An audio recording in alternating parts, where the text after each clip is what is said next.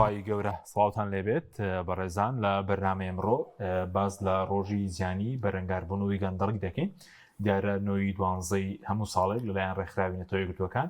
دیاریکراوە بۆ ڕۆژی زیانی بەرەنگاربوونەوەی گەندەڵی. ئێمە قسە لەسەر جۆرەکانی گەندەڵی دەکەین لە هەرێمی کوردستان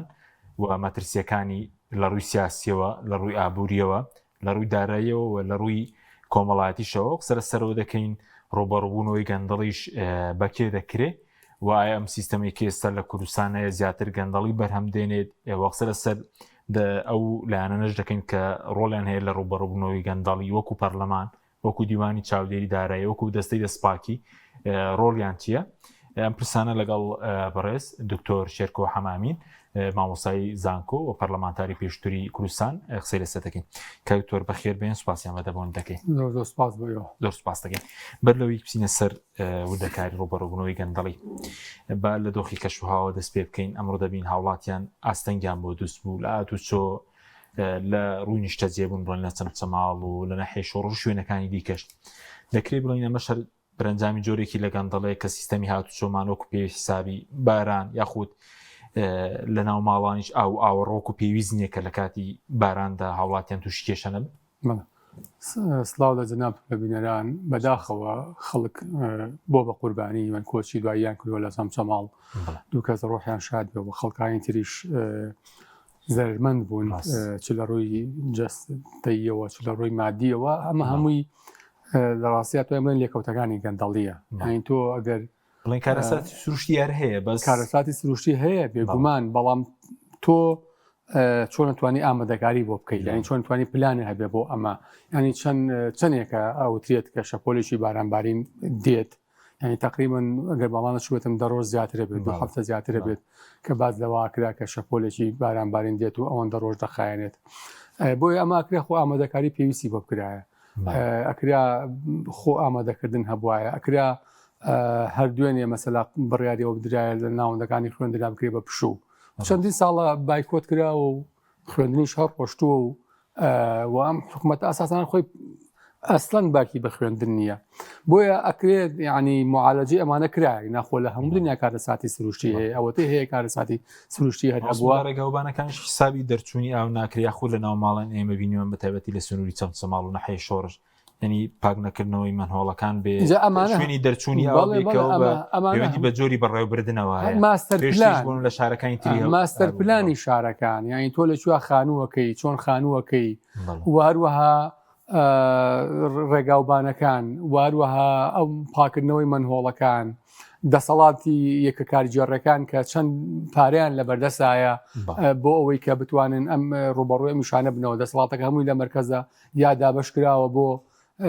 شارەکان. خاڵێکی تر ئەوەی کە لە ڕاستیە ڕەنگە بەشێکی زۆر لەو هاوڵاتیە بەڕێزانە لەو خەڵکانی کە لە ناچاریانە، لە ناعیلاجیە، لە هەژاریە لە شوێنێکا خانووەکەن کە لە ڕاستیە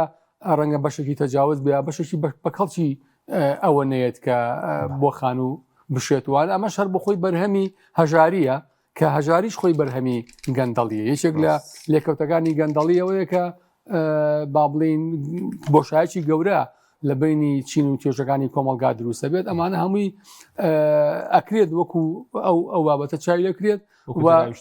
بەڵێ بێگومان وەکو لێکەوتەیەکی گەندەڵی و هەروەها وەکو خراپی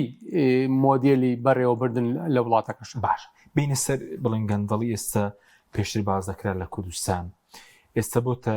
لە گەندەڵی دەرچووە دەکرێەوەی کە لە کوردستان بۆتە تاڵانی و گەندەڵی ئێستا گەورەمان هەیە بچووکمان هەیە لە کوردستان. بێگومان وەکو جەناو باس کرد گەندەڵی هەم گەورەی هەیە هەم بچووکی هەیە. ڕەنگە ئەوەی کە فەرمانبەرێک لە شوێنێکە شتێکی با بڵێن بچووکەکە کە خۆی نابێ هەبێ، بە هیچ جۆرە نابێ ئەمانە هیچی هەبێ، ئەو کاریگەری نییە، ئەو لێکەوتەی نییە وەک لەوەی کە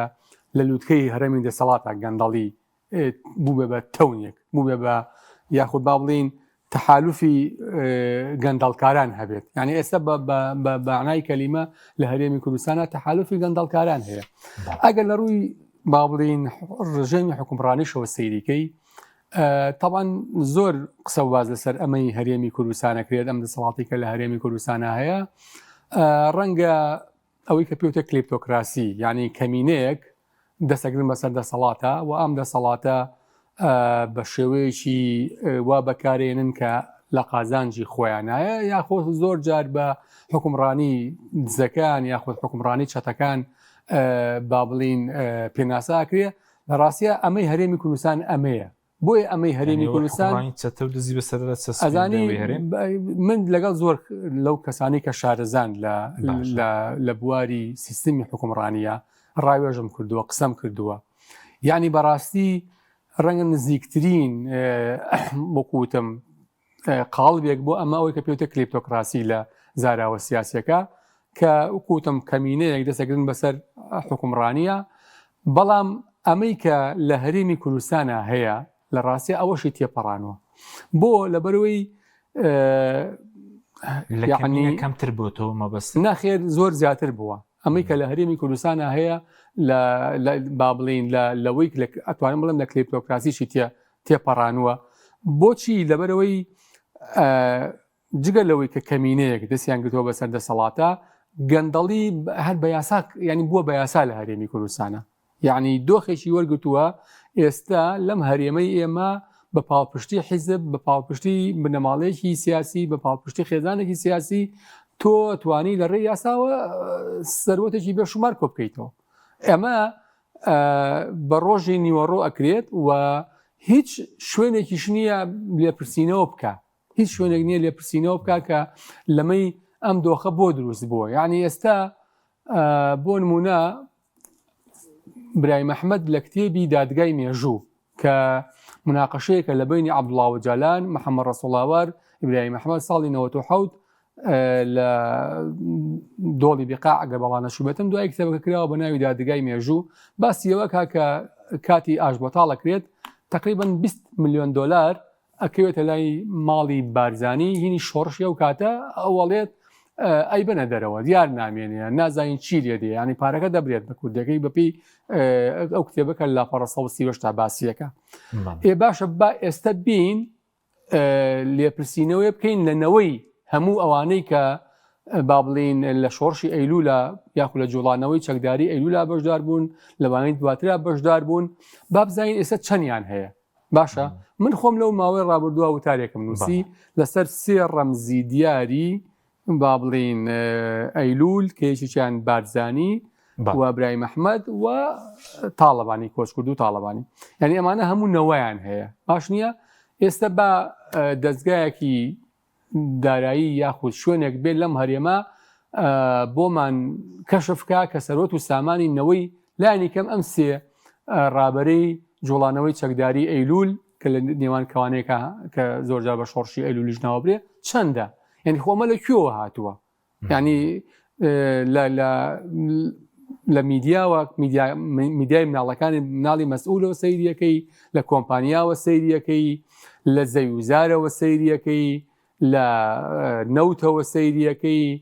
یعنی لە هەر شتێکە سەیریەکەی ینی ناکرێت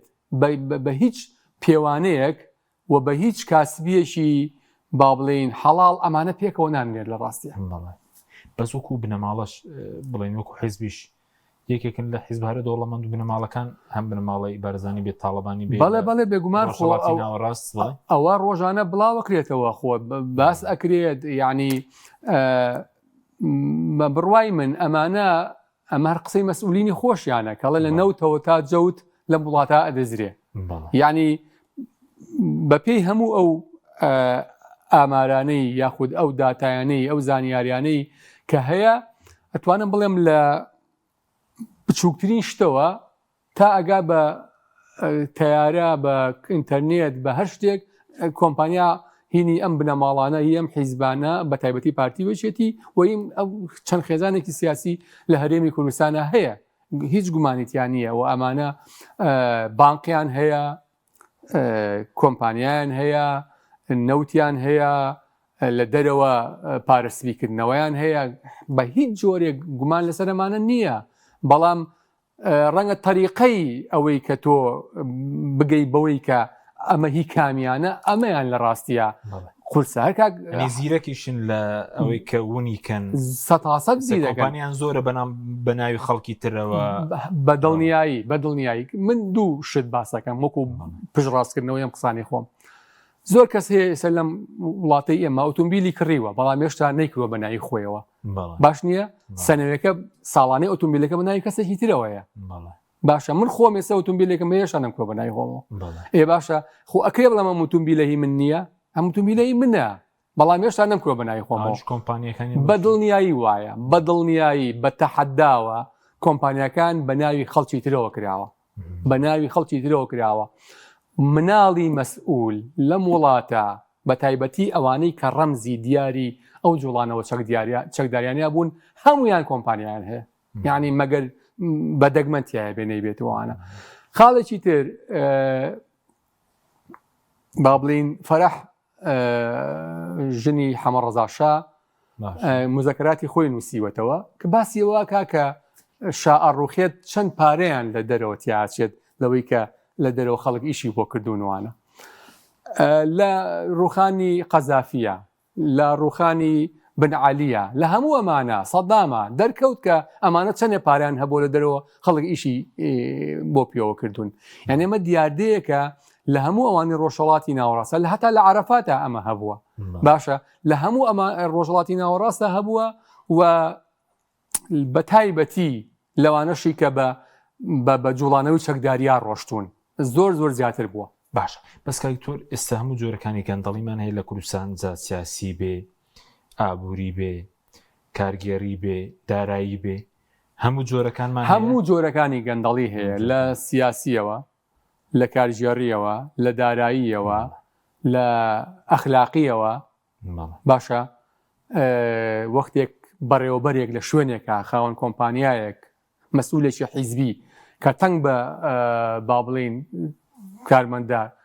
ڕەگەزمەیەکان هەڵەچنیەوە جۆرێکە یعنی بەکارهێنانی پۆست خۆت پێ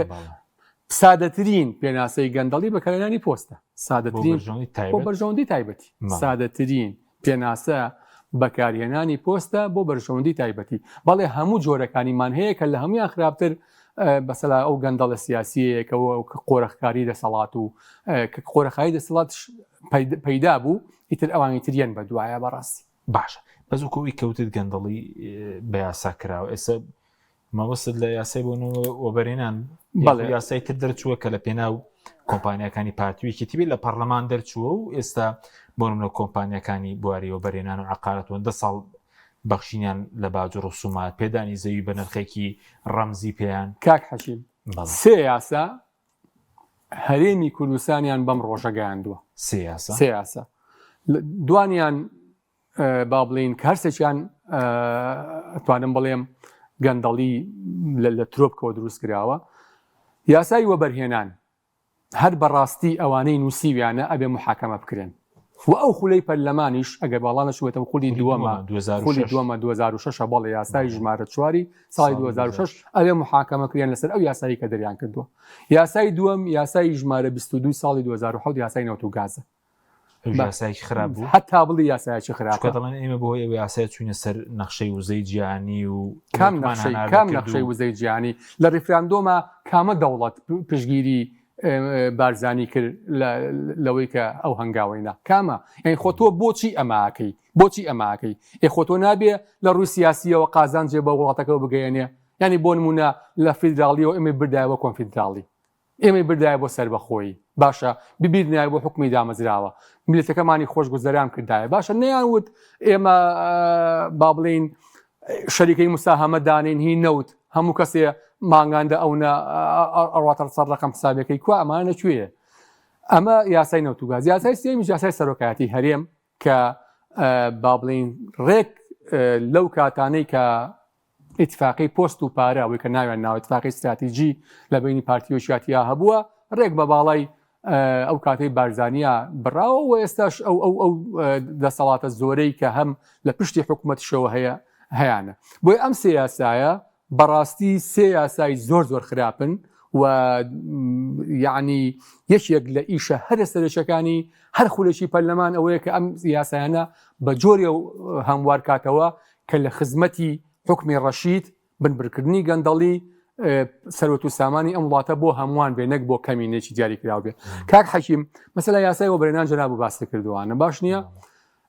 کە ئەوە بەشی هەرە زۆری وەبەرهێنان لە وڵاتی ئێمە لە کەرتی خان و بەرایە دیارە. ئەوە قسێکی زۆر مەشهوری مەلا بەختیارە کە کردی وتی لەکوێ دنیا بووە قازانج لە 100 بێ. یعنی ئەم شوقانە ئەمێکی نیشتە جێبوونانەی لە هەرێمی کوردستانە هەیە لە 100 قازانجەکەن. ئەمە گەندەڵی بە یاسا کراوە، هەر بەڕاستی گەندەڵی بە یاسا کراوە جگە لەوەی زەوێکە بە نرخێکی زۆر ڕەمزی وەرەگرن تا 15 ساڵ لە باج و ڕسوما دەبەخشێنرن لە ژێر ناوی هێنانی کەرەستە بۆ ئەو پرۆژەیە ئەنواوە شاڵشتێن و باجیش نادەن. باش نییە بەڵام کێ دەستیەکەوێ ینی کێ دەستیێگا بەمانە ئایا خەڵکی ئاسایی ئەتوانێت بڕوا ئەم پرۆژانە وەرگێ یاخود ئەوەی کە کەسێک لە دەستەی وەرەنان بۆ کاتی خۆی بەعەرەبی وەراء كل مشروع مسؤول یعنی لە پشتی هەموو پرۆژێکەوە بەرپرسێک هەیە. باشە یاسای نەوت و گاز کاک حەکیم عەقدی 50 ساڵە وانە بەرمەبنای یاسای نەوت و گاز کراوە. باش من تەحەدا ئەەکەم یەک پەرلەمانتار یەک سەرۆکی پەرلەمان باشە بزانێت عەقدی 50 ساڵ چیتیان نووسراوە. لیژنەی تایبەتمەند لە پەرلەمانی کوردستان لەو کاتەوە کە عەقدی 50 ساڵە کراوە تا ئێستا با تۆ باڵیان کە بۆ ئەم بەرنامەیە پێیان بڵێ ئێمە خۆمان لە خولەکەی خۆماناکە من لەو لیژنەیەش نەبووم زۆر هەوڵیان نا کۆتا وەڵامی ئەنجومەنی وەزیران کە ئەو کاتە نێچیرەپان سەرۆک بوو ئەم قوبا تاڵەبانیەش هەر جێگری بوو وتیان ناتوانین بینێرین بۆ پەرلەمان لەبەرەوەی بەرگەی ئەمنیتیایە. باش یعنی تۆ کە بەشی هەرە زۆری پارەی ئەم وڵاتە ئەم هەرێمە لەسەر نەوتە ئەو عەقدەی کە کردوتە پەرلەمانەکە و نەیبینیوە کە بە قانونی هەڵبژاردن دەبێت پەرلەمان مسادەقەشی بکە یاسای ژمارە 1 هەربێ پەرلەمان مسادەقەی بکە پەرلەمان نەیبینیوە ئێتر چۆن تۆ بە ماڵی شەفافە. لە ماوەی 2005 تا 2013 حدودی 13 ملیارد دۆلاریان لە دەرەوەی بودجێ ساڵانە سەرف کردووە. 13 ملیارد دۆلار لە ماوەی 8 ساڵە لە دەرەوەی بودجێ ساڵانە سەرف کراوە. باشە دەرزێکیان هێنا بە ناوی ئەڤاستاین لە هەولێر 30 کەس بوونە قوربانی ئەو دەرزیە کە یەکیان چاوی لەدەستا یەک هەردوو چاوی هەشتیان یەکی چاویان لەدەستا ئەوان تریش تووشی نەخۆشی درێژخایان بوون. کۆمپانای ئەهلی هێناوەتی کۆمپانای تایبەت هێناوەتی هی مەسئولە. باشە حکوومەت قەرەبووی کردوونەتەوە 7,200,000 دۆلاریان لە پارەی نەوتیاوە پیان 7,200,000 دۆلار لە ناو وەزارەتە یەشی وەرەقەیەکیان پێ نووسیون پارەمان وەرگرت و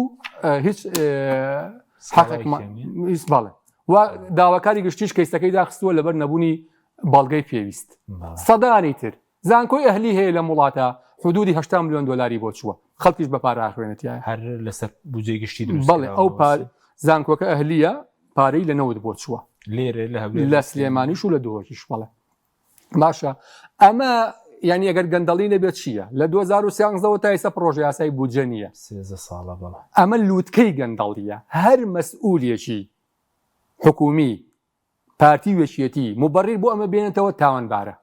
باشە تۆ ئەگەر 1 دیناریش هەبێ ئەبێت بیخەیتە ڕوو ئەبێ ببیتە پەرلەمان بڵێ ئەمە داهاتەکەمانە ئەمە خەرجەکەمانە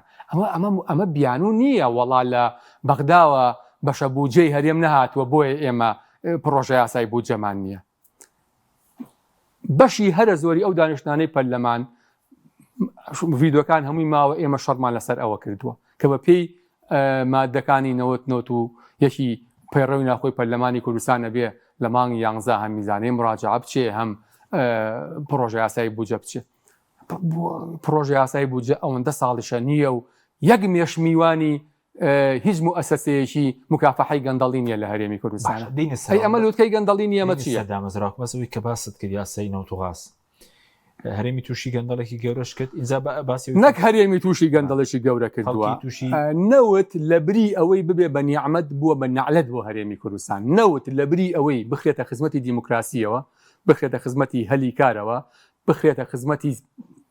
بەقوتکردنی ژێرخانی ئابووری و فرە چەشنکردنی ئابووری هەرێمی کوردستانەوە خرايا خزمەتی دوو بنەماڵی دیاریکرا و چەند مناڵێکی مەسئولەوە ڕەنگە بە دەرەجەی یەکەمیش بنەماڵی بارزانی و لە بری ئەوەی نظامێکی دیموکراسی بۆ ئێمە بەرهەم بێنێ مەشێخەیەکی نەوتی هاوشێوەی ئەوانەی خلیجی بۆ بەرهەمهێناوین کە لەوەش خراپترن لە بەروی ئەوان خزمەتی خەڵکەکانەکان ئەمان خزمەتی خەڵکەشان ناکەن یعنی کاک حەکیم سادەترین نمونە ئەوە ئێستا احترافیان کرد کە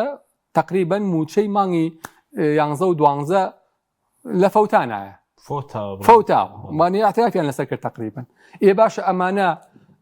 ئەگەر وایە ئەم نەوتە ئەوەندە خێر و بێری بۆ ئێمە هەبووە بە ئەوان خۆیان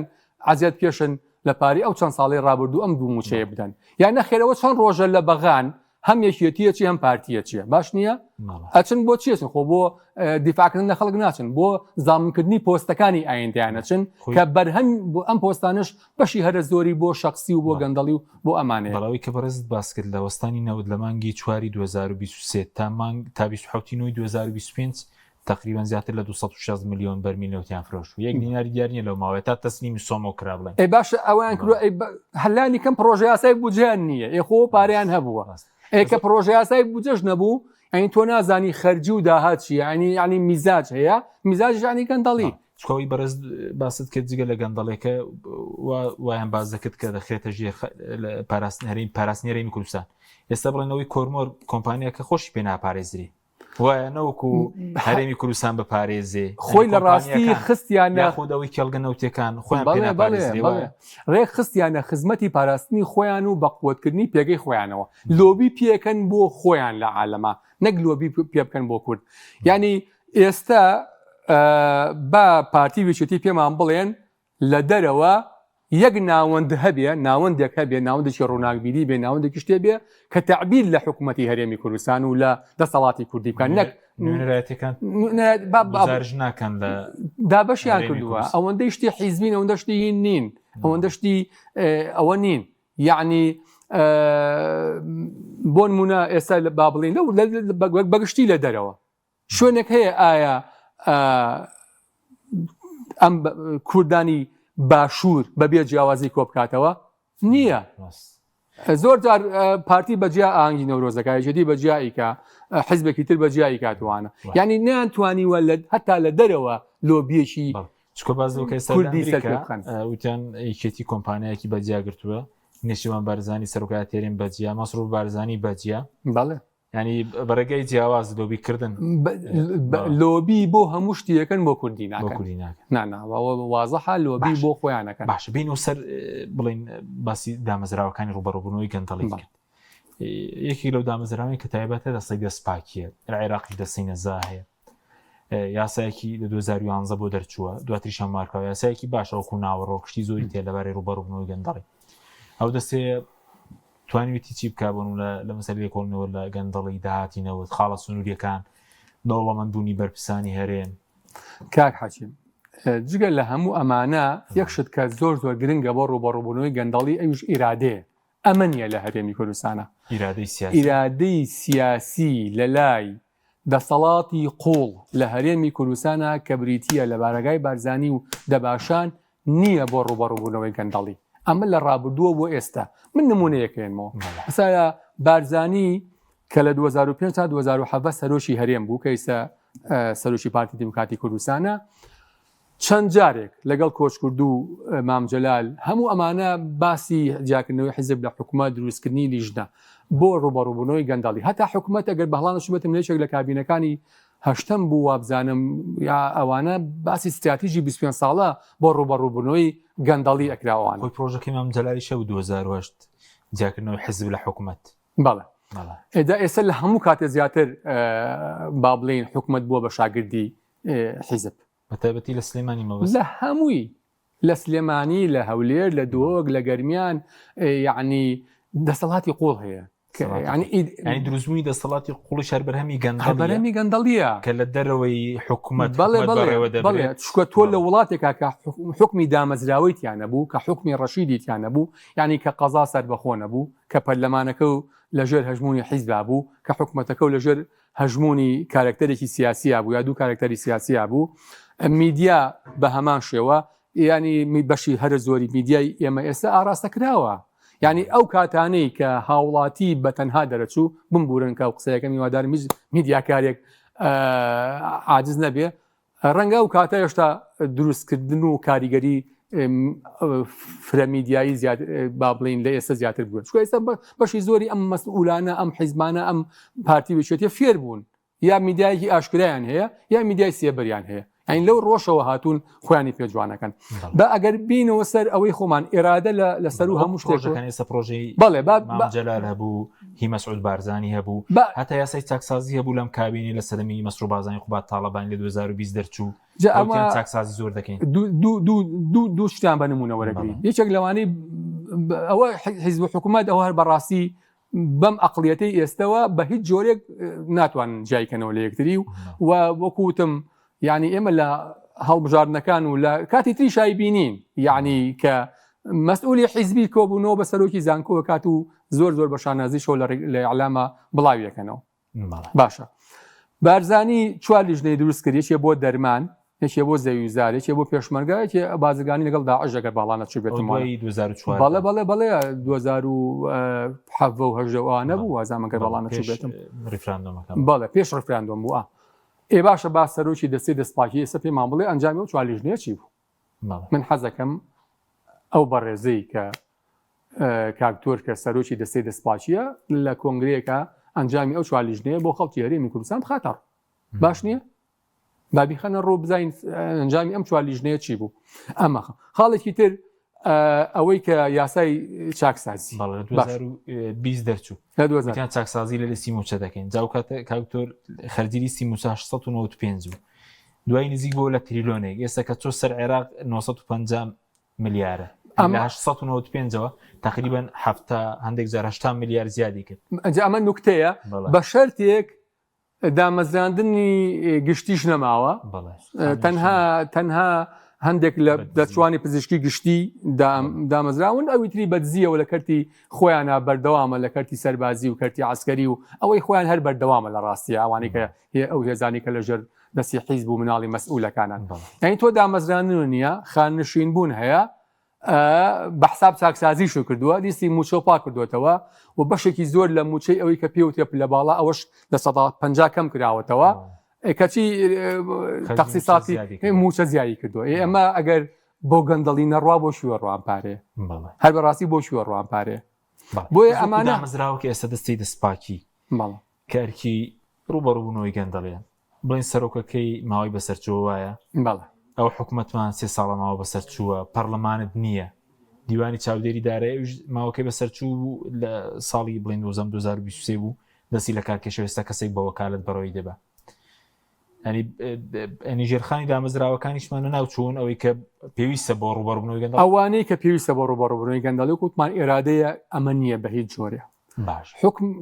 حکمی دامەزراوە ئەمانە نییە ینی تو ئێمە نا حکوومەتمان بە مەعنا زانستیەکەی هەیە نەدادگایەکی بێلایەنمان هەیە نە پەرلەمانێکی کارامان هەیە تۆ ینی وڵاتە نەکووە بە دامەزراوە باشە ئەمەشمان نییە یاسایەکی با بڵین ئەگەر هەشمان بێت جێبەجێ ناکرێت هەر بەپێی ئەو زانیاریانەی کە هەیە بەشی زۆری ئەو کەیسانی کە دەستەی دەستپاکی جوڵاندوێتی توانم بڵێم خۆدوایی یا تەمیزیان کردوێتەوە یا با بڵین وەقفی تەنفیزی بۆ نەکەکراوە یا حکومەکەیان بەدڵ نەبووە یعنی چونکە لە ڕاستیە هەموو ئەوانەی کە با بڵین گەندەڵی گەوراکەن حیزبیان لە پشتە بنەماڵیان لە پشتە خێزانێکی سیاسیان لە پشتە ئەمانە یا ناستنە بەردەم مەحکەمە یا بشتن زۆر بە شقلیە چن بۆیە لە ڕاستیە ئەوەی کەوتیە دیاسات تەونی جاڵجاڵۆکەیە یاخود تۆڕی جاڵجاڵۆکەیە با بڵین مێشەگرێت و فیل بەرەڵاکە ئەمە لە سەداست بۆ هەرێمی کوردستان ڕاستە بەزەوەقسی جەنەوە گەندەڵکار حکومڕانە هەر خۆی گەندەڵی بووە بە یاسا بۆ لە ترۆپکی دەسەڵاتایە ئەوەی کاوتێت خوێیەکە ماسەکە لەسەرەوە بۆگەنی کردووە ئەوەی کە ئەوترێت ئەگەر با بڵین گۆشتێک خراپێ خوێی پێوە کە نەگەر خوێەکە خۆی خراپیە ئەمە لە هەرێمی کوردستانە وازەحە و ئەم سوڵتەیی کە ئێستا لە هەرێمی کوردستانە هەیە بە هیچ جۆرێ ناتوانێت مکافحەی گەندەڵی بکە ناتوانێت ڕوبەروو گەندەڵی بێتەوە جگە لەوەش ئێمە وکوتم ئەمەش بۆ ئەمە بڵێم با بڵین ڕای گشتیش گروپەکانی لۆبی فشار هەموو ئەمانش بەڵێ بێگومان ئەوەش دروست بووە لە ڕۆ کۆمەڵاتی کەسێک کە دۆڵەمەند دەبێ یان گەندەڵێک دەڵێن بەخوا کورت چاک دەیخوا و بوو بە پیاو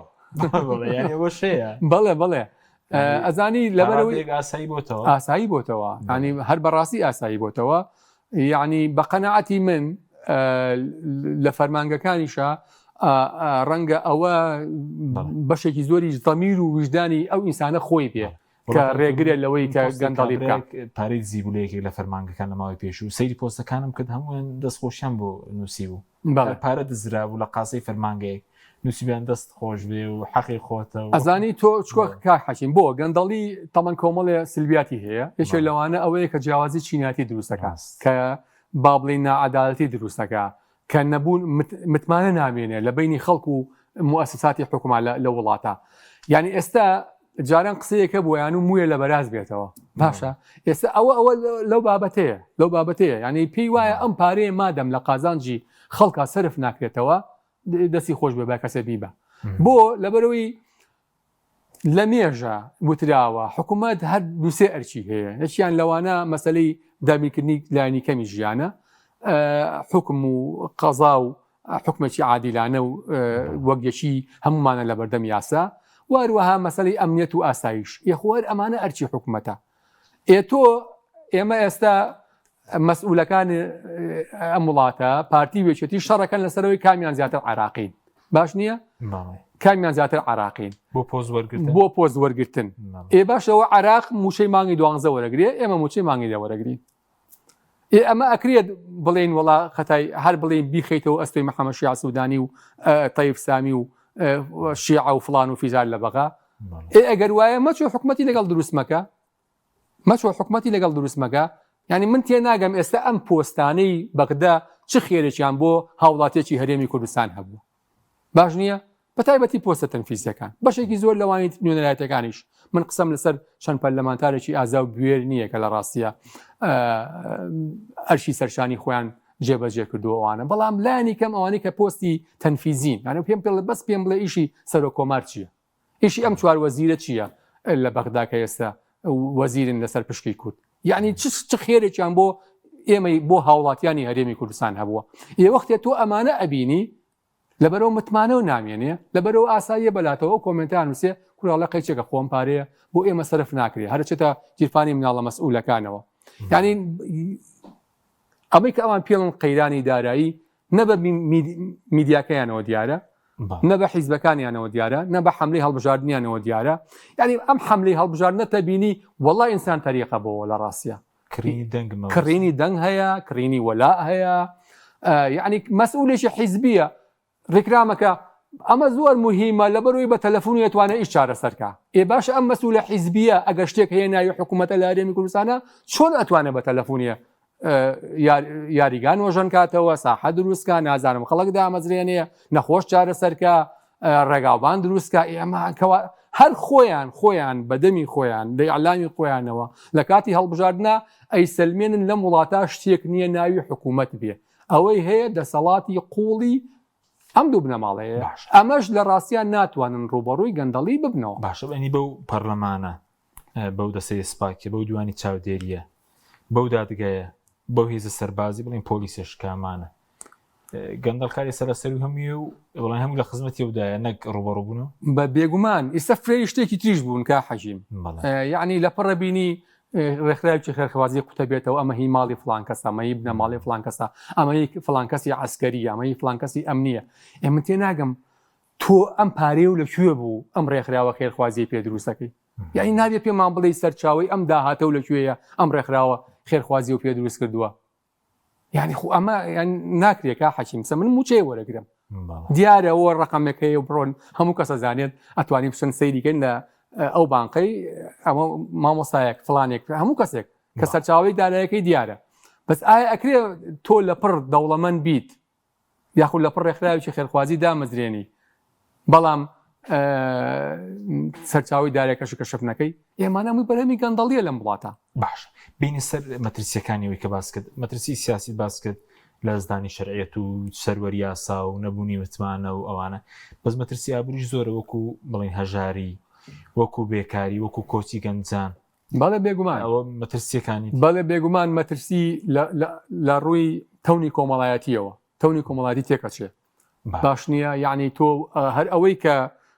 ئەو کۆمنتانی کاڵی خۆم خوێندومەتەوە یعنی ئەوە ئەبێ دراسێکی وردی کۆمەڵاسیانەی لەسەر بکرێت ئەمە بۆ وای لێ هاو بۆ وا ئەڵێ لە وڵاتێکا کە لە ڕاستیە ئێمە خەڵک بە ئەو پەڕی شکۆوە لە بەرامبەر ماڵی گشتیا وەستاوە ئێستا ئاڵێ وڵات دەستی خۆش بێ دزی کردووە زیاتر بۆ فەرمانبەرێکە بڵێن نەک بۆ بەرپرسەکان زیاتر خەڵک بۆ فەرمانبەر دەینووسێ بەڵام دەرەنجامی و لەسەر دەڵێن دزی زۆر دەکرێت ئەوە لێکەوتەکەیەتی خزمەتی خەزێنە ینی متمانە نامێنێ تەونی کۆمەڵاتی تێکە چییە خەڵک هەوڵەیات لە زووترین کاتە لەو پۆستەی کە هەیەی ئەوەی کە بۆ ئایندەی باشە مسۆگەری بکە کۆچی گەنجان دروستە بێ کۆچی ئەقلەکان دروستە بێ یعنی سا گەنجێک دوو گەنج بێکەوە تەخەڕوجەکەن باش نییە یەکیان مناڵی مەسئولە باش ئەبینیە بێ بە خاوەنی کۆمپانیا ئەبینی لە باشترین شوێنە دامەزرێ ئەڕوا لە باشترین زانکۆکانی جیهانە ئەخوێنێ ئەمی تریش ئەبێت یا کرێکاری بکە یا بێکار بێت یا ناچار سەری خۆی هەڵەگرێت ئەین تۆ وەختێک ئینسان مقارنە ئەکات باش نییە هەتا لە ناو زانکۆوە کە دوو کەس یاخود ئەمیان مناڵی مەسئولە ئەمیان کەسێکی ترە ئەم شێوەی ژیانە هەردووچی مقارنەکە کە مقارنەی کرد بێگومان جیاوازی چیناتی دروستە بێ وە سەر هەڵگرتنی گەنجان دروستە بێتوانە